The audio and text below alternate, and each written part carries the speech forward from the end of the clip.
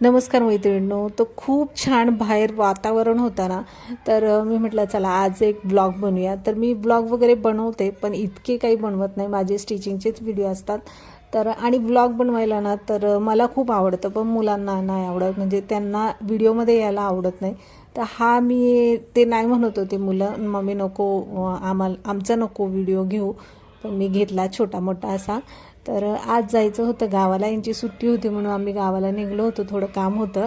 तर पहा मी रस्त्याने ना इतकं छान वातावरण होतं. पावसाळा म्हटल्यावर ना ते हिरवंगार असं वातावरण असतंय बाहेर. तर आम्ही सकाळ सकाळी लवकर निघलो होतो ना, तर मग लेट झालं तर थोडंसं मग भूक पण खूप लागली होती. नाश्ता वगैरे तर मी काय बनवलं नव्हता, कणसं यांनी आणलेले होते ना, तर कणसं आता पावसाळ्यामध्ये खायला खूप छान लागतात. तर यांनी ना आदल्या दिवशी कणसं आणले होते म्हणून मी सकाळी ते उकडून घेतले.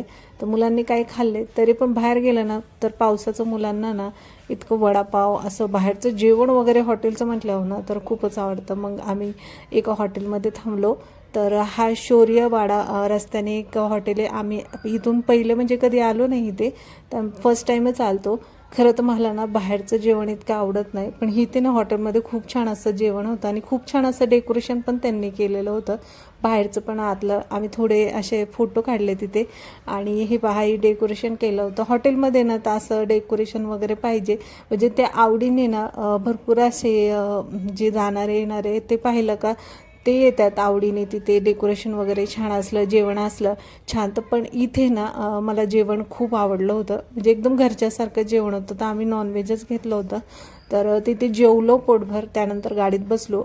गावाला येताना हा रस्ता आहे आमच्या ढवळगाव, म्हणजे ढवळगाव गाव आहे. त्या ढवळगावचा हा रस्ता इतकं वातावरण ना इतकं थंड मस्त आणि हिरवंगार झालं होतं. तर मी रस्त्याने थोडासा असा व्हिडिओ केला. तर जवळजवळच आलो होतो. घरी गेल्यावर ना मला खरं टाईम भेटत नाही व्हिडिओ बनवायला. मी रस्त्यानेच जेवढा होईल तेवढा व्हिडिओ केला. आणि त्यानंतर पहा आता इतक्या छान असं वातावरण ना, असं वाटत होतं बाहेर जाऊन आणि मस्त पावसात भिजावं. त्यानंतर आलो घरी. तर हा आहे आमचा टॉमी. त्याचा इतका लाड येतो ना त्याला, आम्ही आलो तर पूर्ण अंगावरच चिटकतो. पण मुलं त्याला म्हणजे डोक्यावरून हात फिरवत होते म्हणून तो शांत होत होता. त्यानंतर घरी आलो तर दिदीच्या मागं लागला होता आणि माझ्या मोठ्या दिरांचं जावेचं चाललं होतं का. तर असं काही मी रस्त्याने छोटा मोठा असा ब्लॉग बनवला होता. तर तुम्हाला कसा वाटला तो कमेंटमध्ये नक्की सांगा. Bye bye.